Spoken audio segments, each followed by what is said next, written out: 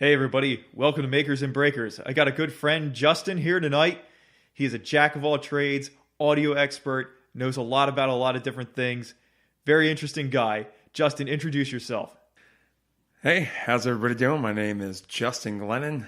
Kind of a jack of all trades, do a lot of things. I'm into music, audio engineering. I work for a large company that does audiovisual integration and digital signage and video conferencing. All right, so let's start with sports.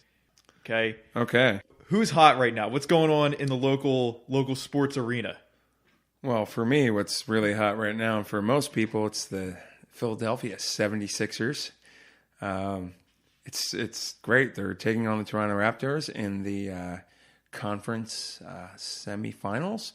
They are currently up 2-1. They've stolen home court advantage from the Raptors at this point. It's 2 seed playing the 3 seed in the Eastern Conference. There was a lot of high expectations going into the playoffs with the Sixers and a lot of the high-profile trades they made, obviously with Joel Embiid and Ben Simmons, but acquiring Jimmy Butler and Tobias Harris and having J.J. Redick. Supposedly many pundits and people out there said you had the most potent starting 5 in the NBA when they're healthy. And they've only played 17 games total, including the playoffs together. Well, I might have to look that up. Like a lot of injuries or what? Like how did they... Go ahead. No, yeah, it's a fair question. Some of them were game-to-game injuries. I'm holding up my fingers, quote-unquote, injuries. A lot of it was the Joel Embiid load management. Basically, his knee was bothering him. They kept him out a long time. He was out of shape. Looked like he gained about 10 or 15 pounds, and I think they had talked about changing his diet. Oh. Yeah, I His think... diet. What was up with his diet? Well, I have arthritis, from tearing my ACL and other things, and diet has a big deal to play in inflammation.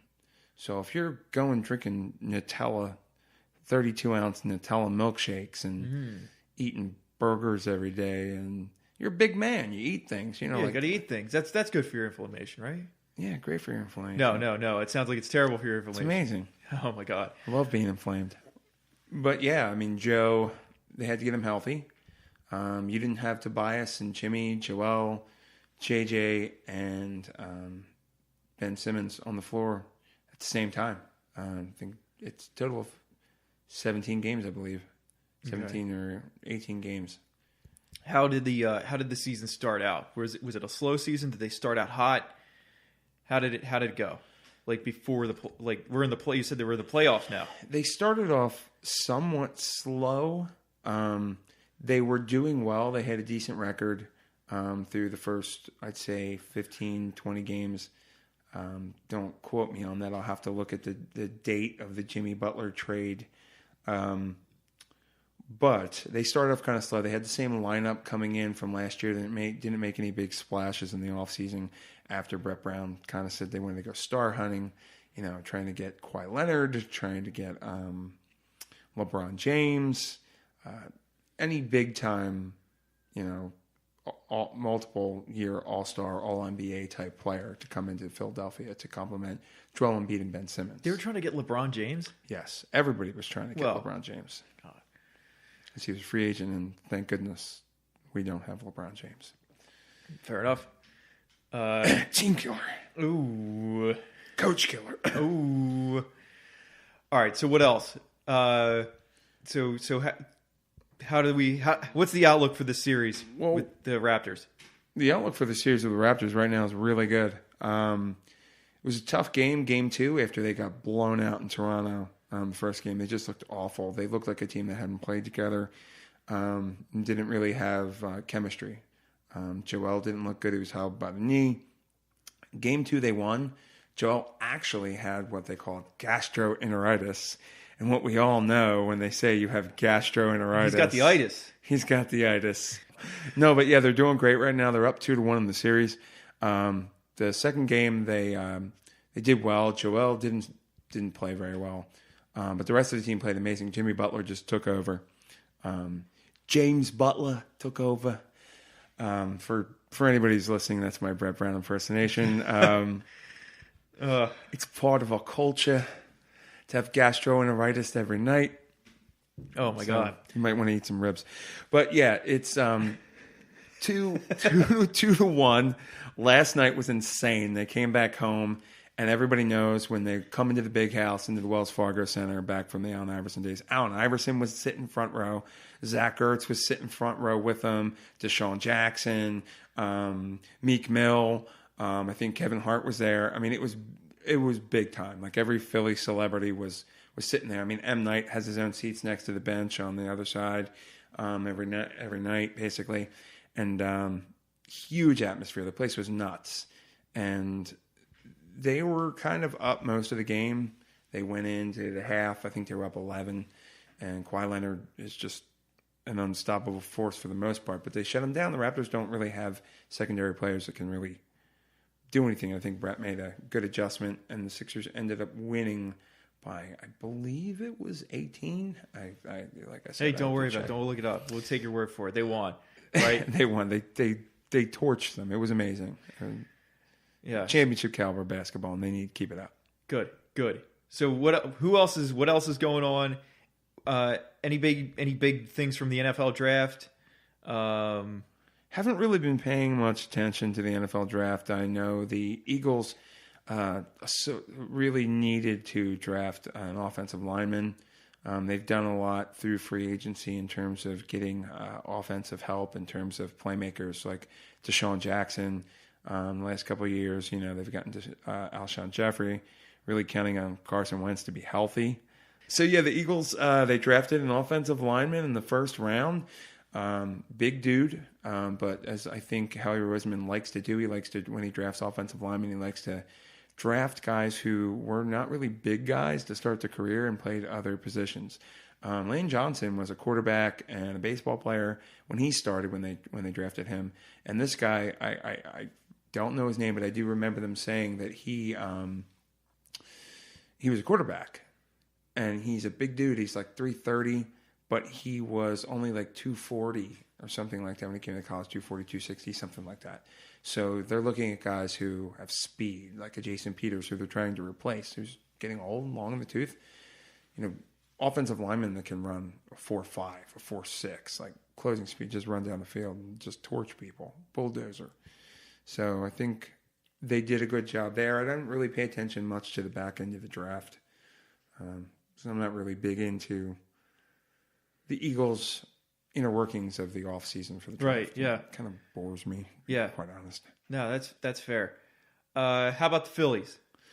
The Phillies are kind of doing their normal NL East shuffle. They start season playing the Mets and the Nationals and the Marlins, and looks like they're just over 500. I think 3 or 4 games over 500. Their $300 million man, Bryce Harper, he's kind of showing his impact. I mean, Rhys Hoskins is having a really good year, and there's a lot of other acquisitions like Gene Segura, who's doing a good job. Who's hitting in front of him. Hoskins is hitting behind him, and both of them are having amazing seasons. But I said this coming in. Bryce Harper is Ryan Howard. They're the same player for the most part offensively. Like, they're going to hit 240, 250 on a good season, 280 MVP season. They're going to hit 35 home runs, over 100 RBIs in an MVP type season, hit over 40 home runs, 120, 130 RBIs. I mean, but they're going to cause disruptions for a pitcher. So we'll see what happens. What do you mean disruptions? When you have a guy like Bryce Harper, who's a left-handed like power hitter, who's just, you don't want to pitch to him. It's just, and he's very good at taking walks. Like, there's ratio that you basically say outs to contact to strikeout ratio. No, I'm sorry. It's hits to outs ratio of contact. And like most of these guys who strike out a lot, but when they don't strike out, the ball's in play. So like they could strike out a zillion times, but you don't care because when they do put the ball in play, they produce. So you could hit 240 in 140 RBIs. I mean, like, it's just the size of it. And they cause disruption for a pitcher, being that Bryce Harper's hitting third. he's a left-handed power hitter, a small ballpark. You have a right-handed guy, table setter like Segura, batting second, who's hitting 346, I believe, right now when I saw the game tonight. And then you have Rhys Hoskins, who's power hitter in the making, very good hitter. And Bryce Harper walks. You got another man on base. It's a buffer. Okay. It's a chess match. Okay. So now you also said for a smaller field. Now is the Phillies Stadium, Citizens Bank Park, is smaller field. Is that true? Like, where's it rank in dimensions? It's one of the smaller parks. Okay. One of the most beautiful parks in there's so many beautiful major league ballparks. Yeah. Yeah, it's small. Yeah. What about the vet? Where did the vet rank? The vet was cavernous. Yeah. I mean, in terms of its dimensions, when they were making these large multi-purpose stadiums for football and baseball, these concrete monsters in the late 60s and 70s, places like the vet, you basically had 330 down the lines, 408 in center. You had one in Pittsburgh. You had one in Philadelphia. You had one in St. Louis. You had these concrete monster type stadiums that were basically the same stadium, and they had kind of even dimensions.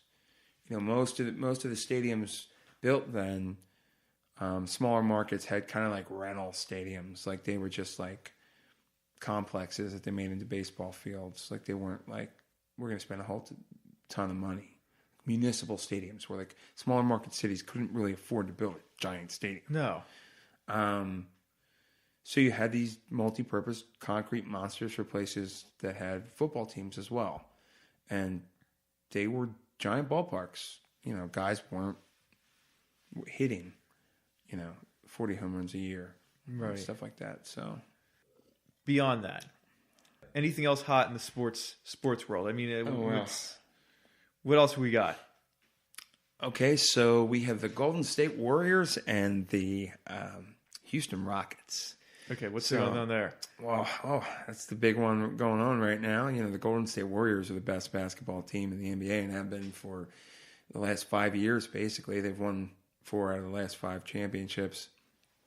Kevin Durant's on fire. And they're playing the Rockets, which James Harden and the rest of that team tend to flop a lot. And there's really an epidemic in the NBA playoffs right now where they have a rule where you have to, when a player goes up for a shot, you're allowed to contest and have vertical space. Mm-hmm. They're really stressing that you can't get in a shooter's space. And when you land, you can't be within a close proximity of the shooter's space when they land. You have to allow them to land. So just because you didn't foul them on the shot doesn't mean you can't foul them after the shot when they're going to land. They have to be able to land. So what's happening is players like James Harden and others are throwing themselves on the ground the minute the player even gets near them. Like throwing up the shot, falling backwards, flopping worse than a La Liga game. Yeah, what was it, soccer? Yeah. Worse than an Italian or Spanish soccer league. I mean, it's that bad. Okay. So they're flopping. So I think after game 1, they went in and got the officials they were saving for like the finals. Basically brought in the big guns to like stop this because they knew it was going to escalate. And there's been a lot of technical fouls. The playoffs have been pretty contentious. But the Warriors they're gonna trounce the Rockets. I don't think the Rockets have the depth of defense, or James Harden's just, he can't play defense either. And Kevin Durant's just right now, honestly, between him and Kawhi Leonard, the 2 best players in the NBA. Okay. Just outstanding what he's been doing, averaging over 30 points a game, just taking games over. Oh, wow. I mean, you don't see stuff like this. This is Michael Jordan, LeBron, Kobe, Kareem-esque. Like, yeah, it's the type of stuff where guys just take over games. Like they don't miss. They shoot over 50%. Like it's unheard of. Like unless you're Will Chamberlain. Yeah. So you don't have like even on like any one team, you don't have one person that's dominating just the game or even their own team on this level. This is very unusual. Yeah. I mean,